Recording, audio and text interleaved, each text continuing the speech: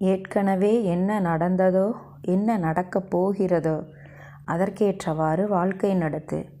எது பிராப்தம் என்று விதிக்கப்பட்டிருக்கிறதோ அதை அறிந்து கொண்டு நட. எப்பொழுதும் திருப்தி உள்ளவனாய் இரு. சஞ்சலத்திற்கோ கவலைக்கோ எப்பொழுதும் இடம் கொடுக்காதே. எதற்கும் அடங்காத மாயை அவர் இந்த பக்கீராகிய என்னையே விடாது துன்புறுத்துகிறது.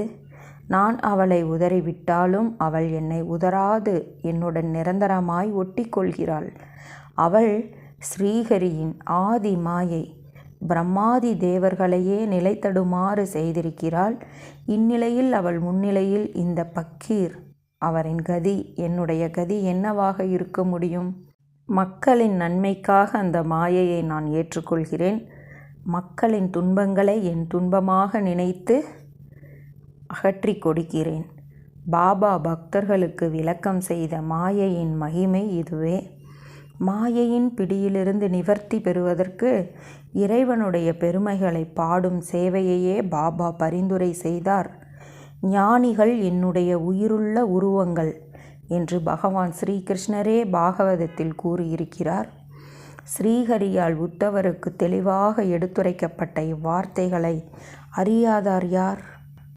தம் பக்தர்களுடைய நல்வாழ்விற்காக தயாசாகரமான சாயி திருவாய் மலர்ந்தருளிய சத்தியமான வார்த்தைகளை மிகுந்த வினயத்துடன் இங்கு கேளுங்கள்.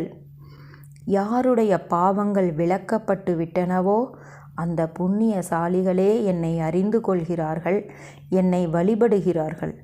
சாயி சாயி என்று எந்நேரமும் ஜெபம் செய்து கொண்டிருப்பீர்களானால் நான் 7 கடல்களுக்கு அப்பாலும் வந்து உங்களை காப்பாற்றுவேன். எவர்கள் என்னுடைய இவ்வார்த்தைகளின் மீது விசுவாசம் வைக்கிறார்களோ அவர்கள் நிச்சயமாக நல்வாழ்வு பெறுவார்கள். எனக்கு அஷ்டோபசார பூஜையோ சோடோபசார பூஜையோ தேவையில்லை. எங்கு பக்தி பாவம் அன்பு இருக்கிறதோ அங்கு நான் இருக்கிறேன். பக்தர்களின் மீது இருந்த அன்பினால் இதையே பாபா பலமுறைகள் திரும்ப திரும்ப சொல்லியிருக்கிறார். இப்பொழுது நாம் அவ்வன்பான வார்த்தைகளை நினைவு கூர்வோமாக. இந்த சாயி சரித்திரம் மனிதர்களின் மனதில் உள்ள அழுக்குகளை எரித்துவிடும் சக்தியை பெற்றது. இச்சரித்திரம் கங்கை நீரை போன்று புண்ணியமானது, பவித்திரமானது, இகத்திலும் பரத்திலும் சாதகங்களை அளிக்கக்கூடியது.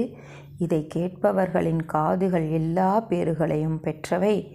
இச்சரித்திரத்தை தேவாமிர்தத்திற்கு உபமானமாக சிலர் சொல்லலாம். ஆயினும் தேவாமிர்தம்